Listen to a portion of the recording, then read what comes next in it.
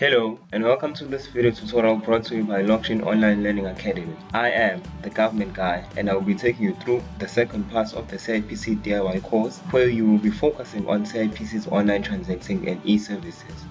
Before you can start transacting with the CIPC on your personal capacity, the first step you have to take is to register a CIPC customer account. This is a free account that will allow you to transact with the CIPC by yourself in your personal capacity.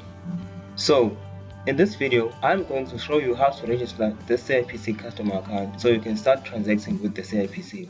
A CIPC customer account allows you to complete transactions such as registering a private company or reserving a company name, just to mention a few. All of these transactions are completed on the CIPC website through the eServices platform. So, essentially, without this account, you cannot transact with the CIPC and you cannot register a company on your personal capacity. Well, I guess it's true when people say that in life, you pay for not knowing and for a lack of information. This is why service providers charge customers so much for company registrations. But enough about that. If you want to follow along with this tutorial, you must have the following items on hand: a South African ID, a valid email address, and a cell phone number. Visit the CIPC website by typing www.cipc.co.za on the address bar.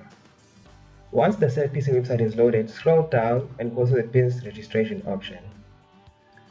Under the business registration option, select the first bullet point so you can register your free CIPC customer account. Click on the customer registration button on the bottom left. On the following page, you will be asked if you have a South African ID or smart card. Click yes and enter your ID number as well as your surname. Please make sure that you enter the correct ID number so as to make sure that you are creating a correct account. The CIPC eServices page is the default page where you can transact with CIPC and complete transactions such as registering your own company.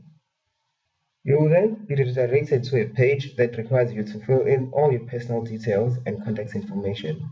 Please note that your personal details such as your name, surname, and ID number are faded in a gray color.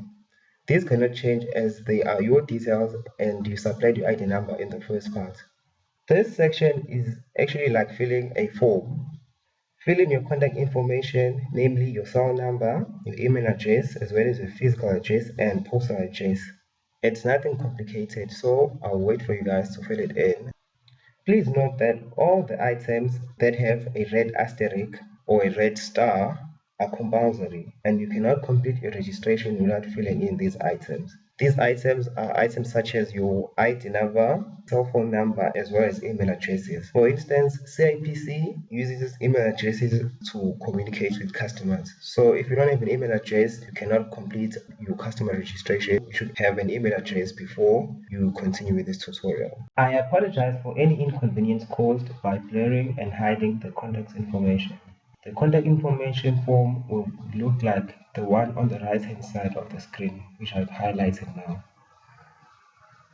Once again, please make sure that you enter the correct contact information so as to ensure that you receive all the latest information and communication by CIPC. As I mentioned earlier, CIPC contacts you via email mostly and also via post.